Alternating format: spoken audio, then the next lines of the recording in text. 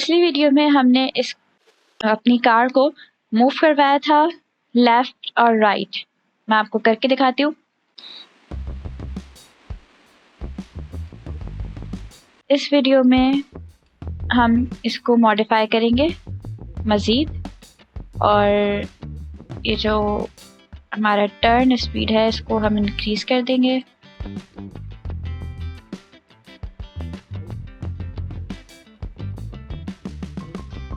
लेकिन अब इसमें देखने वाली बात यह है कि क्या ये आप मेरे साथ साथ आप लोग भी इसकी प्रैक्टिस करते रहा करें, ताकि जो प्रॉब्लम्स मेरे पास आ रही हैं वो प्रॉब्लम्स आपके पास नहीं आती हैं तो आपको क्या फील करना है या नहीं करना।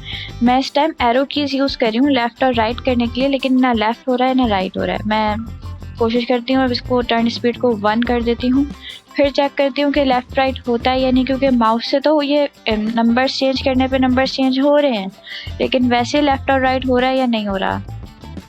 नहीं, वैसे लेफ़्ट राइट नहीं हो रहा। इनफैक्ट नंबर्स भी चेंज नहीं हो रहे, 1 पर ही ये सेट है।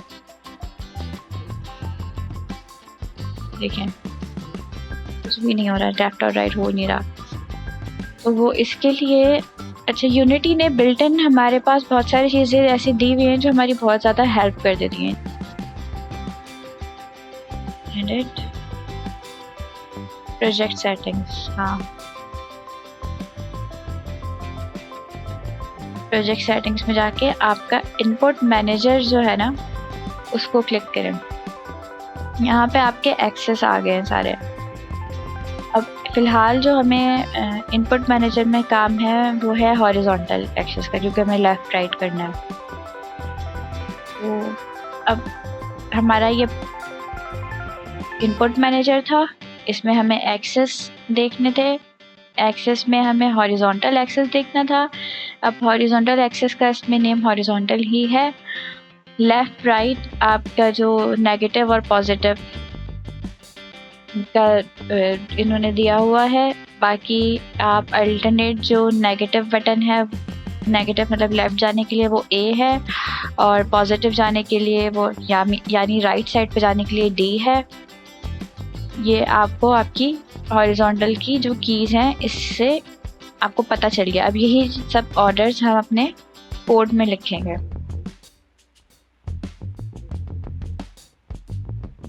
जिसको याद नहीं है उसको फिर देख ले। एडिट पे जाकर प्रोजेक्ट सेटिंग्स में जाकर इनपुट मैनेजर में आप जाके अपने सारी चीज़ें देख सकते हैं। बस हमें यहाँ पर ये चेंजेस करना है। तो सबसे पहले तो हम यहाँ पर एक और वेरिएबल ऐड करते हैं। वेरिएबल्स बहुत ऐड हो जाते हैं, तो हम लिखेंगे पब्लिक फ्लोट। अब हमें जो इनपुट था वो कौन सा इनपुट है, वो है हॉरिजॉन्टल इनपुट। हम यहाँ लिखेंगे हॉरिजॉन्टल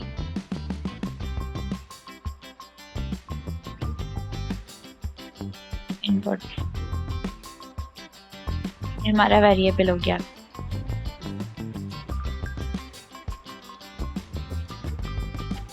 अब अपने वॉइड अपडेट में जाएंगे हम। यहाँ पर जो हमारा इनपुट था हम उसी इनपुट को रिकॉल कर रहे हैं। तो मतलब ये जो यूनिटी में जब मैं हॉरिजॉन्टल इनपुट मैंने लिखा है, बेसिकली समझाने वाली बात ये है, मैंने यहाँ पे लिखा हॉरिजॉन्टल इनपुट। उसको सिग्नल यूनिटी को बिल्कुल करेक्ट सिग्नल इसलिए मिल गया क्योंकि यूनिटी में ये चीज़ बिल्ट इन में मौजूद थी, वरना हमें इसकी भी प्रॉपर कोडिंग करनी पड़ती। इनपुट मैनेजर में गए, एक्सेस में हमारा हॉरिजॉन्टल इनपुट है, बाय डिफ़ॉल्ट दिया हुआ है। हमें बस अपना लाइन ऑफ कोड लिखना होगा और वो खुद समझ जाएगा कि ये हॉरिजॉन्टल इनपुट कहाँ की बात हो रही है और क्या करना है। कमांड उसको मिल जाएंगे इजीली। यहाँ पर मैं लिखती हूँ एच लिखा है और हॉरिजॉन्टल इनपुट मेरे पास आ गया। Horizontal input is equal to input dot, अब हमें क्या है, इसमें हमें एक्सेस चाहिए, गेट एक्सेस, ब्रैकेट ओपन,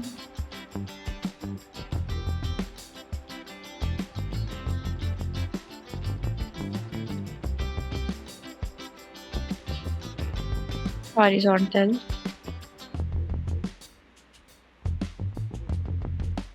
अब ये क्या है, अब मैंने इसको ये स्ट्रिंग एक दे दी है, ये क्लास सिस्टम स्ट्रिंग। अब ये जो उसको स्ट्रिंग मिल गई है, इस स्ट्रिंग का मतलब ये है कि ये डायरेक्टली ये अब उस कनेक्शन से जाके मिल गया है यूनिटी में, जहाँ पर हमने अपने एक्सेस में देखा था कि एक्सेस में जो हॉरिजॉन्टल का नेम था, नेम के बराबर में वो हॉरिजॉन्टल मेंशन था। देखिए ये स्ट्रिंग इससे कनेक्ट हुई है, यहाँ पे तो हॉरिजॉन्टल लिखा हुआ है, लेकिन अगर यहाँ पे इसका नेम जैसे जैक या कुछ भी लिखा हुआ होता तो वो वाला नेम हो जाता, लेकिन अभी ये था हमारा हॉरिजॉन्टल।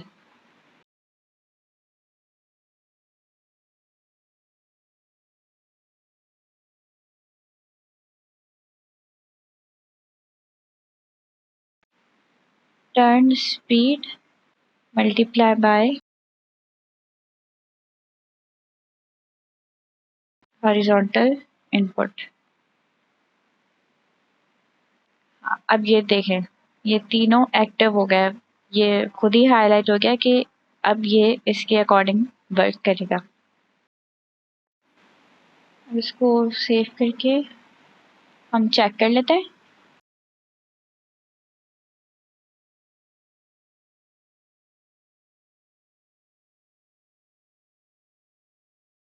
अब मैं इसको लेफ़्ट मूव कर रही हूँ तो ये लेफ़्ट हो रहा है, और मैं इसको राइट मूव कर रही हूँ तो ये राइट हो रहा है। देखें, मैं इसको लेफ़्ट मूव कर दूँगी तो ये लेफ़्ट आना शुरू हो जाएगा। ये देखें, मैं टर्न स्पीड को तेज़ करती हूँ, उसके बाद मैं आपको दिखाती हूँ और clear. If I set it to 5,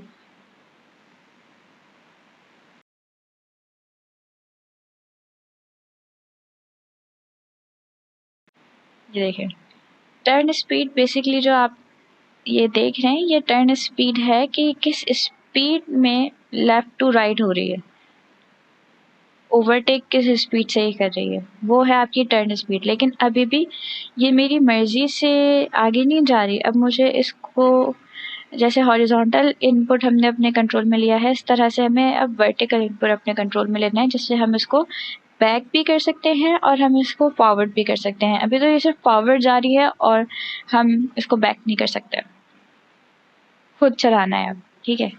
तो वो भी सेम इस तरह से आप प्रोजेक्ट सेटिंग्स में जाएं, यहाँ पर आपको एक्सिस में हॉरिजॉन्टल के अलावा वर्टिकल भी दिखेगा, फायर भी दिखेगा, जंप भी दिखेगा, माउस भी दिखेंगे, और ये सारी चीज़ें आपको, ये सारे आपके कंट्रोल्स, प्लेयर कंट्रोल्स इसमें बिल्ट इन दिए हुए हैं।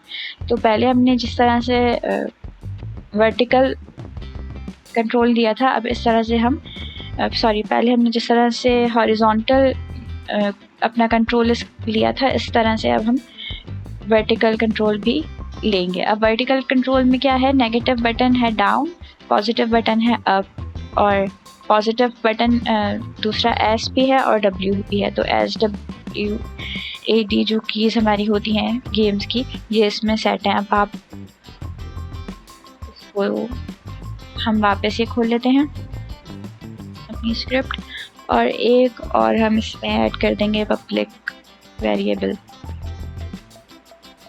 Public float.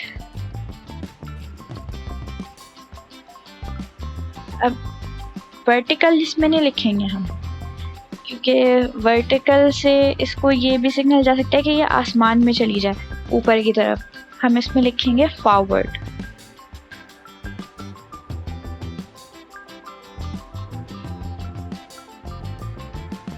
Forward input,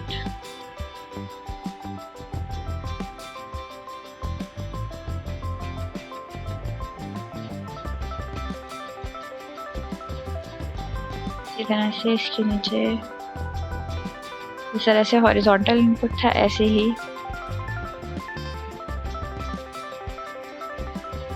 forward input is equal to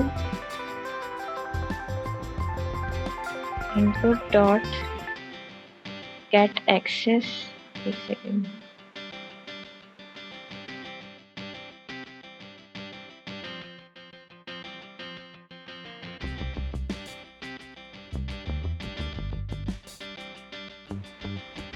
अब यहाँ पर हम लिखेंगे वर्टिकल, क्योंकि मैंने ऊपर पब्लिक फ्लोट पे फॉरवर्ड इसलिए लिखा है ताकि आपको बिल्कुल क्लियर रहे और हमारे स्क्रिप्ट में भी कोई कंफ्यूजन ना हो।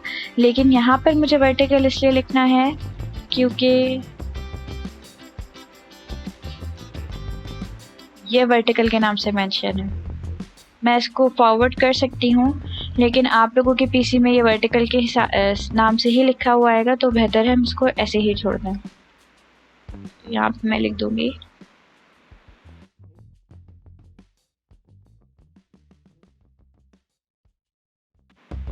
वर्टिकल।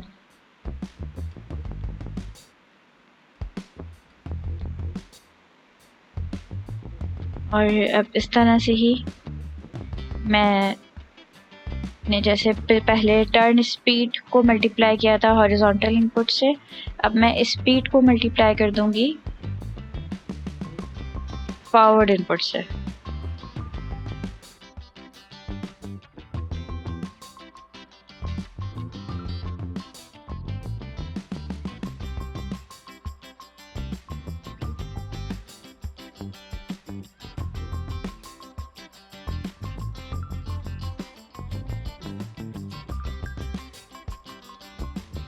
मैं इसको सेव करती हूँ।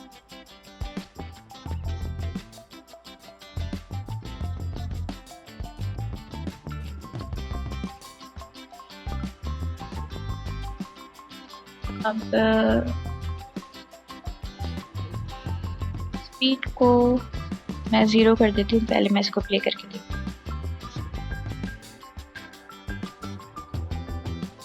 ये देखें, हमारी स्पीड अभी भी 10 ही है, लेकिन अब ये वर्क नहीं कर रहा। अब ये कार रुकी हुई है और ये बहुत अच्छी प्रोग्रेस है।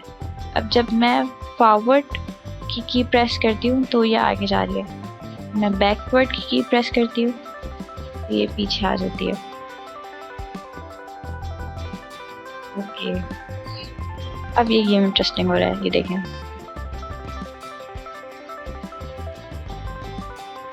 ये देखें, मैं लेफ्ट कर रही हूँ, ये लेफ्ट हो रहा है, मैं राइट कर रही हूँ, ये राइट हो रहा है।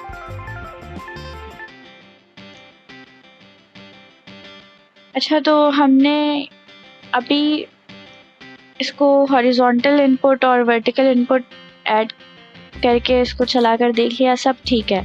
लेकिन एक चीज़ है, वो नोटिस करने वाली ये है कि मैं इसकी थोड़ा सा इसको देखें, मैं इसको लेफ़्ट राइट कर रही हूँ ना, सॉरी गेम को अपने, तो ये इस तरह से लेफ़्ट राइट हो रहा है। लेकिन हमारी कार ऐसे नहीं जाती, हमारी कार ऐसे मूव नहीं करती, हमारी कार मूव करती है इस तरह से।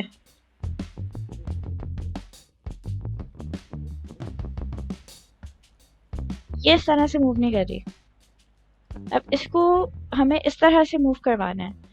अब ये हो क्या रहा है, ये हो रहा है हॉरिजॉन्टल, वो सॉरी, ये हो रहा है रोटेशन। हमारी रोटेशन वर्क कर रही है इसमें। तो हम अपने कोड को करते हैं एडिट और इसमें ट्रांसफॉर्म डॉट ट्रांसलेट से इसको चेंज करते हैं ट्रांसफॉर्म डॉट रोटेट पर। वेक्टर 3 वही रहेगा, लेकिन ये राइट नहीं होगा, वेक्टर 3 होगा। हम वाई डायरेक्शन में जाएंगे ना, तो वेक्टर 3 अप होगा। मैंने दोनों पिछला कोड भी इसलिए लगाया क्योंकि काफ़ी सारे केसेस में रोटेशन नहीं करनी होती, हमें लेफ़्ट राइट होना होता है। जैसे अगर कोई इंसान है तो वो ऐसे रोटेट करके नहीं होगा, वो ऐसे स्लाइड अगर उसको करना हो तो किस तरह से होगा। रोटेशन में हम क्या करेंगे, तो दोनों के कोड्स तकरीबन सिमिलर हैं, बस हम राइट की जगह पे कर देंगे अप, या फिर मैं काम करती हूँ कि इसको मैं कॉपी करके पेस्ट कर देती हूँ ताकि आपको पता रहे कि दोनों में स्लाइट डिफरेंस है, दोनों कोड आपको याद हो जाए। मैंने कॉपी करके पेस्ट कर दिया। ऊपर वाले कोड को मैं अब ये किसी मतलब काम कर नहीं रहा। अच्छा, मैं चाहती तो मैं ये डिलीट भी कर सकती थी, लेकिन मैं डिलीट इसलिए नहीं करी ताकि आपको याद रह जाए कि आपने कौन कौन से स्टेप्स फॉलो कर लिए। इसकी जगह हम इसको कर देंगे रोटेट। वेक्टर 3 राइट की जगह हम इसको कर देंगे वेक्टर 3 अप, जो कि होता है z डायरेक्शन डॉट अप। वो डॉट नहीं डालने, एक डॉट डालने।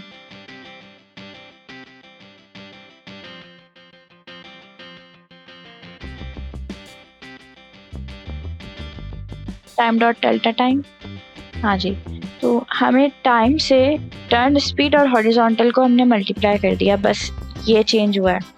दोनों कोड एक ही जैसे हैं, दोनों का फंक्शन एक ही तरह का है, लेकिन जब ट्रांसलेट से आप रोटेट करते हो तो इसमें ये डिफरेंस आ जाता है।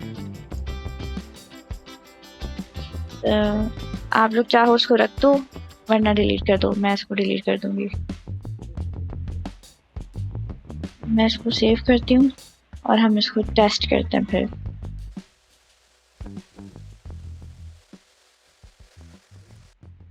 जब ये लेफ़्ट राइट हो ही सकता है तो हम इसको थोड़ा सा हाईवे जैसा रूट इसका बना देते हैं। आप इसको बैरियर्स को सपोज कर लें कि ये हमारी कार्स हैं।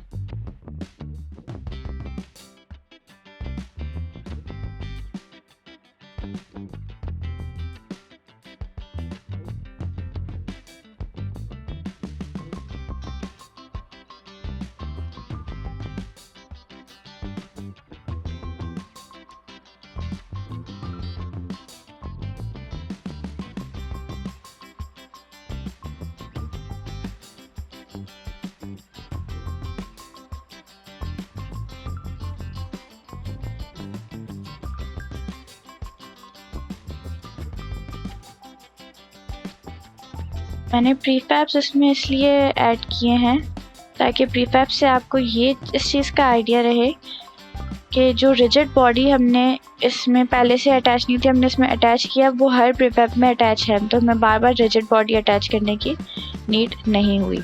अब मैंने ये इस तरह से जो रोड बना दिया है, तो अब इसमें ये होगा कि हमारी जो रोटेशन है ना, हम उसको अच्छा टेस्ट कर सकेंगे।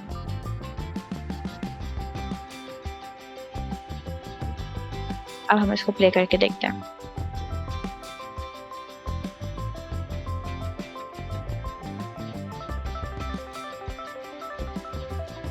देखिए हमारी रोटेशन बहुत अच्छी हो रही है पहले से।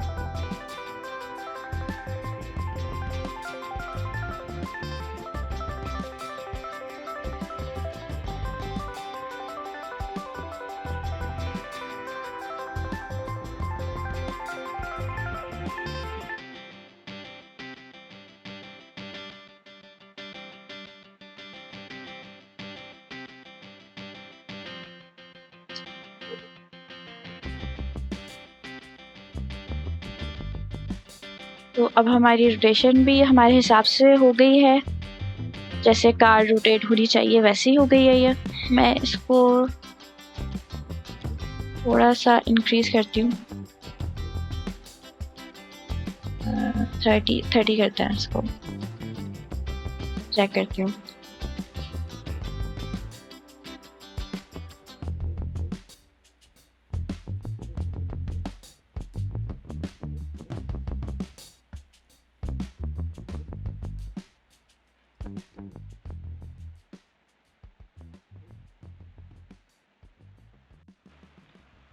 Now we will clean our scene.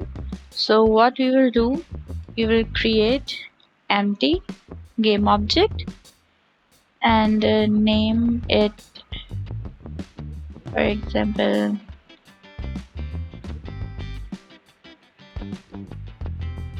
barriers, and then I hold and drag it and drop it in barriers। ये हमारा एक गेम ऑब्जेक्ट हो गया। अच्छा, अब इस गेम ऑब्जेक्ट का आप इसको कर दें रीसेट, तो ये आपके आ गया 000 पे पोजीशन इसकी हो गई है। आप जितने भी गेम ऑब्जेक्ट्स ऐसे आप सिलेक्ट करते हैं तो आप उनको इसी पोजीशन पर रख दिया करें। इसको मैं उठा कर यहाँ पर रख दूँगी। तो हमारी डायरेक्शनल लाइट, हमारा मेन कैमरा, हमारे बैरियर्स ये इस तरह से ऊपर आ गए। फिर नीचे हमारा व्हीकल है, हमारा रोड है, और कोई ऐसी चीज़ नहीं है जिसको हमें क्लीन अप करना पड़े, तो ये ऐसे ही ठीक है। इसी तरह से हम अपना कोड भी थोड़ा सा कर देते हैं क्लीन। तो अब मैंने इसकी स्पीड थी 15 और 15 से मैं इसको कर देती हूँ 18। वो हम कर देते हैं इस 20, और इन दोनों की हमें अब ज़रूरत नहीं है यहाँ पर। अव्वल तो यहाँ पर हमें इन चारों की ही ज़रूरत नहीं है, हमारी इस जो स्क्रिप्ट है वो इसी पर ही फिक्स होगी, हमें ज़रूरत नहीं पड़ेगी। तो हम इसके लिए क्या करेंगे कि पब्लिक से इसको कर देंगे प्राइवेट।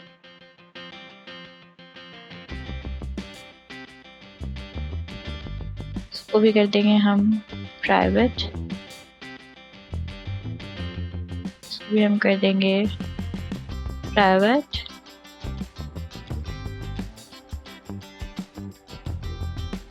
अच्छा, अब टर्न स्पीड हमने एडिट की थी, टर्न स्पीड हम यहाँ पर भी ऐड करेंगे।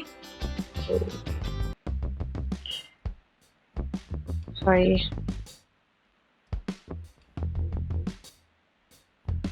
ने कितनी रखी थी? 20 रखी थी, हम 20 कर देंगे और स्पीड को हम कर देंगे 18।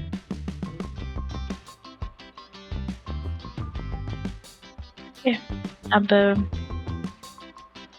इस कोड के बाद हमने लिखा हुआ है I will move my vehicle forward, ये वैसा ही है।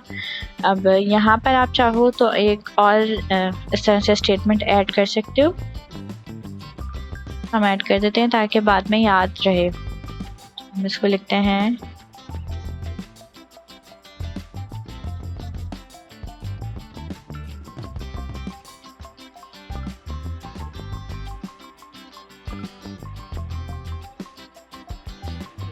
इस तरह से। हमने इसको भी थोड़ा सा बेहतर कर दिया, इसको थोड़ा सा हमने क्लीन अप कर दिया।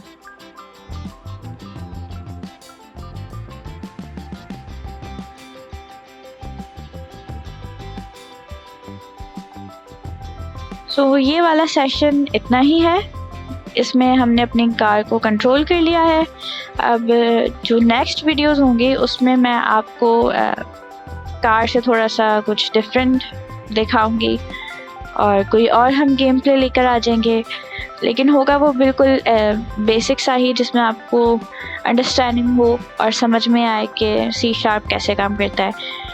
मे बी इससे रिलेटेड हो, बट मैं चाह रही हूँ कि बस मैं इसको यहीं तक ही रखूँ, क्योंकि हमारी कार का मेन फंक्शन था कि इसको वर्क करवाना था। क्योंकि आपको याद हो तो हमारे पास बिल्कुल जब हमने ये स्टार्ट किया था क्लास 1 में, तो हमारे पास एक कैप्सूल थी और हमने transform.translate vector 3 एक कोड लगाया था, जिसकी वजह से हमारी वो कैप्सूल मूव होना शुरू हो गई थी, और उसके अलावा कुछ भी नहीं था। हमने एक ऑब्जेक्ट को मूव करना सीखा था। अब वहाँ से हमने स्टार्ट किया था और फाइनली हमने अपने कीबोर्ड से फुल कंट्रोल एक गाड़ी हमने बना ली है, और ये देखें ये वर्क कर रही है। और हमारा स्टार्ट क्या था, हमारा एंड क्या है, ये आपके सामने है। अब मैं इसी तरह से एक और आपको एक्टिविटी दूंगी और फिर वहाँ से हम स्टार्ट कर देंगे अपनी further coding. So stay tuned, and if you have any queries, inform me in comment section. Thank you. Allah Hafiz.